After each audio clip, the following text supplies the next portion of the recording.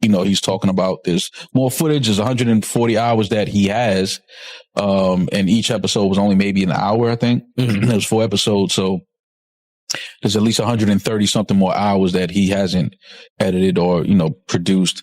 For some reason, Diddy, around the time of his arrest, thought, I know what I'm going to do. I'm going to be exonerated later, so I'm going to film all this, and then I can use it in my big comeback later when I'm not in jail. Didn't work out the way he thought, and it turns out he went to jail for a few years. All right, he didn't get the full amount, but he still got a few years. And 50 Cent somehow managed to pay for the footage off of the videographer. Probably Diddy's worst nightmare, this. It's got to be up there. Now, we're going to get into what's in the actual documentary, and hell, it's something. Anything that surprised you from that footage?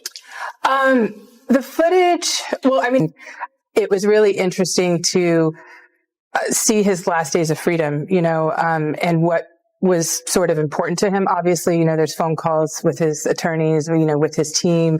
It was very interesting to watch a man who's known for his brand presence. He has a really amazing knack for marketing and all of that, and how he was sort of taking that into account and how he was coming off to the public, in the days leading up to his arrest and indictment. Like 3 or 4 pictures in the documentary that I've seen of myself. Some people say they saw more, but I know three different times where I was certain places that you could actually see me in the documentary. Clip 1. When Netflix released Sean Combs' The Reckoning, many viewers felt it almost immediately. Something was missing. The allegations were serious. The timeline was disturbing. Yet the documentary felt restrained, carefully framed, even softened. Not lacking facts, but lacking reaction. Not accusations, but consequences. Soon, rumors began circulating about unreleased footage. According to insiders, the filmmakers had access to material far beyond what aired footage that didn't just explain events, but captured how Diddy reacted as pressure closed in. This wasn't archival material. It was filmed just days before his 2024 arrest, when everything was beginning to collapse. What raised even more questions was who stood behind the project. 50 Cent, a longtime rival, and Gene Deal, a man who once stood beside Diddy for years. That pairing alone drew attention. But when legal threats followed the release, it became clear something larger was unfolding. Netflix insists all footage was obtained legally. Diddy's team claims private material was taken. 50 Cent hints that far more remains unseen. Gene Deal says this is only the surface. So the real question becomes unavoidable. What did Netflix choose not to show, and why? Diddy, around the time of his arrest, thought, I know what I'm going to do. I'm going to be exonerated later, so I'm going to film all this, and then I can use it in my big comeback later when I'm not in jail. Didn't work out the way he thought, and it turns out he went to jail for a few years. All right, he didn't get the full amount, but he still got a few years. And 50 Cent somehow managed to pay for the footage off of the videographer. Probably Diddy's worst nightmare, this. It's got to be up there. Now, we're going to get into what's in the actual documentary, and hell, we need the core theme to be, you didn't do anything wrong. You didn't do anything wrong on any front. By the way, these conversations, the lawyer had no idea he was recording them. So when the lawyer's like, yeah, we need everyone to believe you did nothing wrong, it kind of takes away from when the lawyer is out in public saying, yeah, my client is completely innocent. And now he showed the behind the scenes where he clearly didn't think he was very innocent. So not Diddy's smartest move. However, throughout this journey, you'll see he makes a lot of crazy decisions. I don't think it's working. I listened. I've been a superb client, as you said. I jumped on the plane. I'm coming to New York, but I'm just running around waiting for a shoe to drop. He's shitting himself right now, in case you can't tell, and he really doesn't look good. It's the middle of September, and there's still no indictment. Bro, then you have to have a spokesman. You have to have some sort of comms to constantly be pushing that, Mark. Because you may just be a person that you just may watch CNN. You know what I'm saying? And there's 9 billion people in the world. And 7 billion of them is on Instagram and TikTok. He's basically trying to get control of the narrative. That's what he's really worried about. He wants public perception to be, this was all bullshit. Unfortunately for him, we'd all seen the CCTV of him beating the shit out of Cassie. So we know you're not a good guy, man. That's out there. A statement from your solicitor is really not going to change that. We have to find somebody that'll work with us, whether they're from this country or from another country. It could be somebody that has dealt in the dirtiest of dirty business of media and propaganda. We need to brainwash the motherfuckers right now, and we need people who are used to working with the dirtiest of dirty, because that's what he is, and he's admitting it. How could you let this footage fall into the hands of 50 Cent, my guy? And honestly, it always comes down to money with Diddy, because Diddy didn't get rich just because he was, clever in music. Diddy got rich because he robbed people all the time. And him not taking care of the people around him, it just comes back to bite him a million times over. It's like we have a movie, you're speaking this language, and you know what I'm saying, we need subtitles. And we're not providing the audience with subtitles. And I invited you to this movie, and you in this thing, you don't know what's going on. You just see you just see the images, quickly. Now it has a whole life of its own. I gotta say, this whole doc was edited well. When he said you just see the pictures and they cut to the CCTV. Well done, 50. You nailed that, son. If you're going to take him down in style. So you get a clear window from the jump here into Diddy's psyche. He doesn't give a f about Cassie or any of these girls. He doesn't give a f about anyone. It's save yourself mentality, and it's crisis mode. And you can see on his face, well, he's got a problem. This is at an all-time high of his taking, surely, because he is. Clip 2. The most discussed footage centers on the days leading up to Diddy's September 2024 arrest. This was not a man unaware of what was coming. According to reports, cameras followed him through meetings, phone calls, and moments never intended for public view. One clip, now widely referenced, allegedly shows Diddy in a hotel room speaking with his lead attorney on speakerphone. His tone is calm, controlled, but the message is heavy. He acknowledges they are losing. Not delayed. Not struggling. Losing. Powerful figures rarely speak that way unless options are disappearing. The conversation reportedly shifts from legal defense to reputation management, controlling narratives, shaping perception, and engaging people familiar with media pressure at its darkest levels. That context explains the aggressive response from Diddy's legal team. They argue these were private strategy discussions. Netflix disagrees. So does 50 Cent. What makes the footage unsettling isn't just what's said, but when it was recorded, before the arrest, before court appearances, before public fallout. It captures awareness. The realization that money, influence, and silence might no longer be enough. Once viewers understand this footage exists, it becomes hard to believe what aired was the full story. 50, how'd you get it, and what does that scene show? Well, I mean, you're a journalist, Harvey. Harvey, you would not disclose your sources. We usually don't. Yeah, but I got it. Yeah. What he said. and what do you think it conveys? Because we see someone trying to pull the strings and talking about, he would say affecting, others would say manipulating the public views of the allegations. I think that, one big theme of the series is to go behind the scenes to really understand how brilliant you could say Sean Combs is at marketing, at owning his narrative, controlling the narrative at all times. And so why would that stop, when his life is on the line? So I think that, on its face, that's what it is. But as you get deeper in the film, you start to realize, perhaps how some of these tactics, how they really came to present themselves, during the trial. You show that, his abilities, his early rise. Right. Alexandra, you also give time to victims of the alleged abuse. Some of the cases are in different procedural postures. And you show victims who were women and men. Why is that important? Because, victims of sexual assault, sexual violence, gender should not be a part of that conversation. When you are a victim, you are a victim.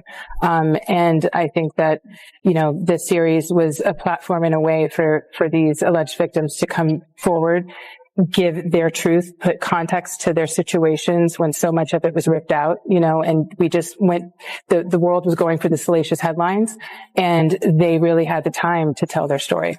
Yeah. And the film takes us way behind the PR or propaganda machine. You see Diddy the day he's finding out about new suits against him while he's in New York preparing for a possible. Behind the scenes, Diddy's own plans reportedly began to unravel. contracts stalled. Payments lagged. Trust eroded. And when trust breaks, footage becomes leverage. Sources claim videographers, uncertain of their legal standing and frustrated by broken agreements, eventually sold the material. That's where 50 Cent's production team allegedly entered the picture. He's never confirmed the details, but he's never denied knowing what exists. Instead, he teased it, cryptic posts, dark humor, subtle signals that he had seen things others hadn't. This wasn't accidental. It was pressure. Psychological pressure. Netflix maintained that its footage was obtained legally, but legality doesn't erase discomfort, especially when material shows a powerful figure losing control in real time. Once that footage changed hands, control was gone. Editing power shifted. And suddenly, a man who once commanded rooms could no longer command his own image. That loss of control is what makes the unreleased footage so dangerous. He didn't have the power to do anything, but they using his name to like push the whole documentary. And that's what it was about. So that's why you don't see a cameo other than the pictures they used of me on the film in the documentary. I got like 3 or 4 pictures in the documentary that I've seen of myself. You know, some people say they saw more, but I know three different times where I was certain places that you could actually see me in the documentary, and that's the only thing you're going to get. But the stories that they told in the documentary, bro, come on. They could have went a whole lot deeper. They could have did a whole lot more. So I ain't in the documentary because that lady that was the director, I think, what's her name? Alex, you know, Alex State. You know her name, Mighty? Yo, Mighty, just give me 1 second. Give me 1 second. I'm going to look this up, all right? Okay. Her name is Alex Stapleton. The director that I spoke to was Alex Stapleton. She was the one who told me that she was the director, she was the producer, whatever, this, that, and the third, the whole 9 yards. And she was talking mad greasy to me. And listen here, it's no after you talk that kind of talk to me, it's no amount of money she could have paid me anyway for me to get in there. You know, my story is more too valuable, you know, getting in depth with this whole stuff. And it would have helped that documentary a whole lot. You know what I'm saying? In actually, they used all the stuff that I told them and did it the way that I was saying do it. Tim Dog started off with the childhood with Puff and the whole 9 yards. Kirk Burrows do the business part, but they was trying to put people in there like Mark Curry and other people to talk about the streets or what was going on, you know, a certain thing. But Mark can only say so much, you know what I'm saying, because he was an artist, you know, so he wasn't with Puff like I was with him during that time when we was running back and forth here and there and the whole 9 yards. So, you know, Miss Alex Stapleton is the one reason why I'm not in the documentary, but it's all right with me. I've been in a lot of documentaries. I did The Shine. I did the A&E. I did the Discovery Channel. I did the Fox. You know, I've been in a whole lot of different documentaries, and I'm always on the Art of Dialogue. So the people been getting most of the information from here anyway. Yeah, man, you always on here, man. Always got to bring you on. So with that being said, man, I want to get right into the documentary, man. How you feel about the documentary, man? The behind the scenes footage they got of Diddy leading up to him getting arrested. How you feel about all that, man? Well, what I feel about the documentary, they left a whole lot of key things out. If they was going to do something and they're going to say in the reckoning of Sean Combs, the reckoning, or Diddy, the reckoning and stuff like that, it should have been a lot of people that we lost because of him. You know what I'm saying? It wasn't only Big. It wasn't only Tupac. You understand? For the atmosphere that he put those kids in. You got a guy named Anthony Wolf Jones, who was from Bad Boy, from its conception as doing security and being one of the financiers of Puff having to have some money to keep Big and Craig Mack around before he got to Clyde Davis. You know what I'm saying? They wasn't able to tell that story because they didn't have no intel on that story or what went down, or they didn't do Clip 4. Gene Deal's involvement adds a different kind of weight. As Diddy's former bodyguard, he's repeated one claim consistently: nothing around Diddy happened without cameras. According to Gene, recording wasn't occasional, it was routine. Meetings, events, even moments meant to feel private were often documented. Not for memories, but for leverage. Gene has suggested Diddy believed documentation was protection, evidence of consent, presence, power. But documentation cuts both ways. Once it exists, it outlives loyalty. When Gene spoke about unreleased footage, he didn't sound shocked. He sounded unsurprised, almost as if this moment was inevitable. Whole documentary, he was responsible for doing the whole documentary, what goes in there, what goes out of there. And I don't believe that. And I don't believe that he's responsible for everything that goes in there. I don't believe he's responsible for everything that goes out of there. Guys want to say that he's snitching, you know what I'm saying, because he's telling his truth about what went down and what he saw or what he heard or whatever like that. I don't know how to love my enemy. And if I gotta put out the truth about something that he was doing and is wrong, and that was wrong, I don't have no problem with that shit. Not a problem at all. Keep doing it. Maybe enough men come out and speak out on some bullshit. You know what I mean? Yeah, and they're saying that Diddy's family is preparing $1 billion lawsuit over this documentary. I think they dropped it already. I don't think they ain't gonna have a chance, because before you put something out like that, they're gonna dot their I's and cross their T's. They're gonna make sure everything is in place. And if Puff had friends over there at Netflix, if you haven't came down, if you haven't came down yet, they ain't got a leg to stand on. Yeah, you just made me think of something. I'm sure Netflix has 1 million lawyers, and I'm sure they have plenty of lawyers go over this thing to make sure it was airtight. Yes, sir.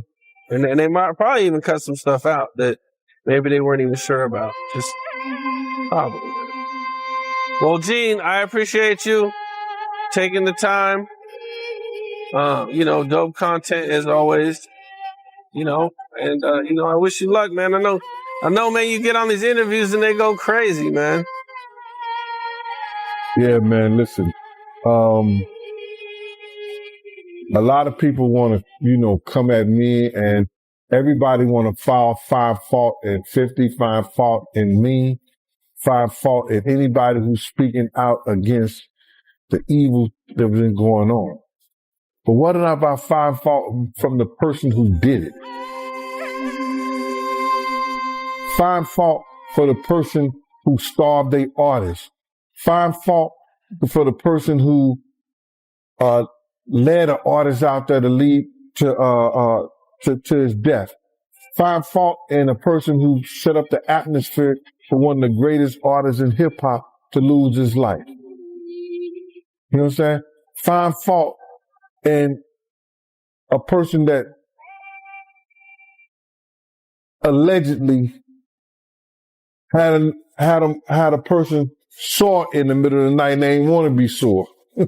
Find fault in this individual who did all this crazy shit to people, instead of find fault in the people who's talking about it and letting you know about it. Why do you think people defend Diddy? That's crazy, right? I used to really believe they really wanted to be in the Diddy party. Gene went further, suggesting what the public has seen is restrained, carefully selected, and that far more exists which could fundamentally change how the situation is understood. That matters because Gene isn't speculating from the outside. He was inside the system. So when he says the cameras never stopped rolling, it reframes everything. Netflix has confirmed not all footage was used, a rare admission. Reports suggest hours were deemed too risky. Emotional breakdowns, financial stress, paranoia, and conversations blurring personal and legal strategy. Netflix chose what could be defended, not necessarily what told the full story. That choice created a gap. And into that gap came speculation. Social media, industry insiders, former associates, all asking the same question. What didn't we see? 50 Cent fueled that curiosity deliberately, hinting that skipped footage still exists. That this isn't over. And once the idea of unseen footage enters public consciousness, silence itself starts to feel suspicious. I didn't see this, but apparently there's another 100 hours of Diddy footage on the cutting room floor? So Diddy is still doing press. I mean, Diddy. 50. Diddy is not doing press. No, he's doing press on the yard. He's doing press, like he's doing push-ups. No, 50 is still doing press, and obviously with the success of the Reckoning documentary, he's talking about this more footage. Is 140 hours that he has, and each episode was only maybe an hour, I think. Mm-hmm. There's 4 episodes, so there's at least 130 something more hours that he hasn't edited or produced. And he's saying that he may put it out on YouTube just to put it out there, like on his 50 Cent Devo page. I don't know if it'll be on his page, but he just said, he doesn't know if he's going to release it with Netflix or through Netflix. He might just, put it out on YouTube or wherever, some other platform. But the one thing that he said that was interesting is, he said, because you see people out here trying to, say, oh, the documentary can paint a narrative, this and the third. And his words were, if you see the rest of this footage, there will be no more, kind of like, oh, you can paint this narrative. It's pretty clear cut. The things that are being said in the documentary, the things that he still can't believe Puff, because he says that a lot. Like he can't believe Puff actually recorded all of it. Yeah. But I mean, so why does 50 not put that, if it's that damning and that crazy, why not put it in the doc? I don't know why. I don't know why he didn't put it in the doc. Maybe, the stories, maybe he had more people that he would need to interview and have sit down for the documentary to kind of go through those stories that are in there. It could be a number of reasons, but the fact that he has over 100 hours of footage of, personal footage and things like that leading up to the case, because the story is Puff felt like he was going to win the case. Yeah. And that this was going to be footage for his documentary that he would have released. The Redemption. After the trial was done and things like that. So, the amount of things that he probably was recording, just going off of the fact that he felt like they were going to win the case. Yeah. And this is my footage and these guys aren't going to put it out. Yeah. Like, all the crazy we're going to take out. Right. But I mean, even I did see who I think was the director of what Diddy was trying to do had mentioned that he was on vacation or was out of town and had someone fill in for him. And that's the only footage that made it to the doc because that guy sold it. So maybe that director didn't pay the person to fill in, so he owned the footage and was able to give it away. But maybe all this other footage, 50 doesn't have permission to put out. Like, okay, he could have it, but the director's like, no, this is my footage. Like, you got the other because I had my man's fill in for me for 3 days, and he has that footage now. Right. So maybe that could be it. But I mean, I don't know. I feel like 50 is so petty that if it was that crazy, he would have just put this in the doc, but who knows? I don't even want to speculate what is on the 100 hours. Yeah. After Lil Rod telling me what was going on, I don't know if I want to see it visually. I mean, and for 50 to say the footage that's on there is, it leaves no more room for, people to kind of say, oh, the narratives are being created, it's false. For 50 to say that, I mean, we can only imagine the footage that he's. What makes the unreleased footage dangerous isn't just what it reveals about Diddy. It's what it suggests about the industry. If one powerful figure documented himself this extensively, how many others did the same? For years, cameras in elite spaces weren't just for memories, they were currency. They created loyalty, enforced silence, generated fear. People behaved differently knowing everything was recorded, even if they didn't know why. If this footage truly captures legal strategy, emotional collapse, and behind-the-scenes maneuvering, it becomes more than personal evidence. It exposes how power behaves when it feels threatened, not in public statements, but in private moments. That's why legal teams react so aggressively. What's going on between both y'all? Me personally, the documentary was incredible, man. You know, shout out to 50, man. But I know you and 50, y'all got something going on there. Indeed. So originally, when I heard about the reckoning of Sean Diddy Combs documentary that was produced by 50 Cent, I wasn't going to watch it. And I wasn't going to watch it because, quite frankly, I had grown a little tired of the Diddy case. You know, I had followed it, I had studied it, I had researched it. And at this point, the man was sentenced to 50 months in jail, I believe the time was that the feds gave him. There really wasn't much left to talk about. Everything had already been put out there, all the hours of testimony, hundreds of hours of court proceedings. There was nothing else to talk about as far as I was concerned. And then people kept texting me. They said, Dr. Umar, you got to see this, you got to see this, you got to see this. So one night, I can't go to sleep. And I decided to go ahead and watch it, and I watched all the episodes. I will say that it appeared to be very well researched from the point of view that 50 Cent wanted to portray. I don't think it was balanced in that you didn't hear anything positive at all about the man, when in fact, despite the horrendous deeds, which cannot be excused at all, I still think it would have been a little bit more credible if it was a little bit more balanced. But with that being said, the documentary was done. And after watching it, well, the first thing I'm going to say is 50 Cent does a good job with documentaries. Putting the fact that I did not appreciate a black man kicking another black man who's already down, putting that to the side, he did a good job with the documentary. Like, I could see 50 Cent doing more of these.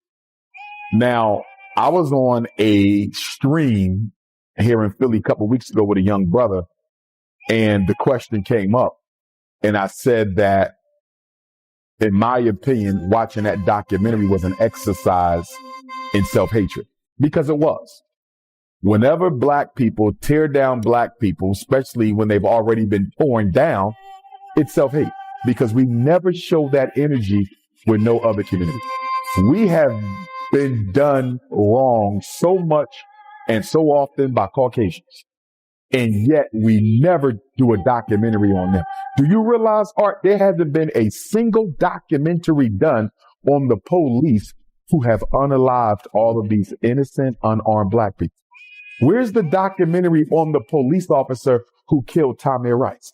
Where's the documentary on the police officers who murdered Breonna Taylor? Where's the documentary on the police officers who murdered Sonia Mancy or Sandra Bland or Freddie Gray or Philando Castile or Alton Sterling or Amir Pope? Look at all of this that has... This isn't about one client. It's about precedent. Because if footage like this can surface, then carefully managed reputations become fragile overnight.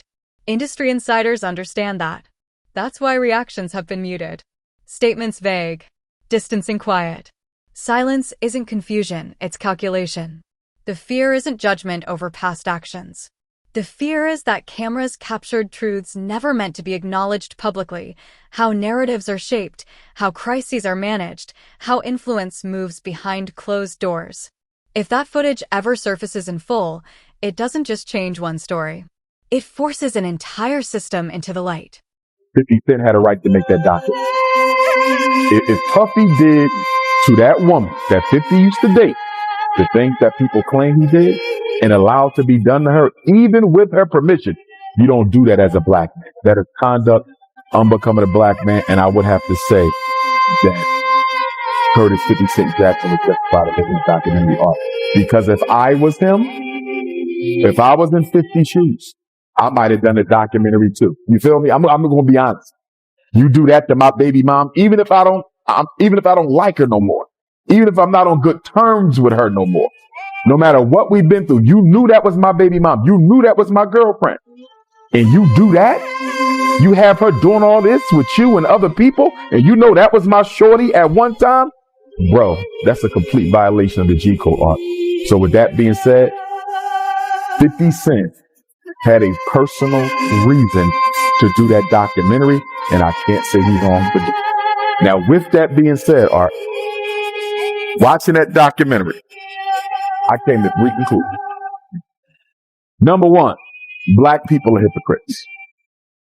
We are probably the biggest spiritual hypocrites in America. And I'm going to say that, Art, because we are the most spiritual people in America. We are the most religious people in America. We brought religion to America. We gave it to the world. But the reason I say black people, after watching that documentary, have to be the biggest spiritual hypocrites in America is I'm seeing all these people. And I'm not talking about everybody. I want to be clear. I'm not talking about everybody. 50 Cent and Gene Deal didn't just surface footage. They challenged the idea that influence guarantees silence. Netflix showed part of the story, but the public now knows it wasn't all of it. And the most unsettling part isn't what's been shown, it's what may still be hidden. Footage sealed away. Unreleased. Waiting. Because once people believe there's more, trust erodes. So the real question isn't whether more footage exists. It's this. If it ever comes out, will it confirm what people already suspect or reveal something far worse than anyone expected?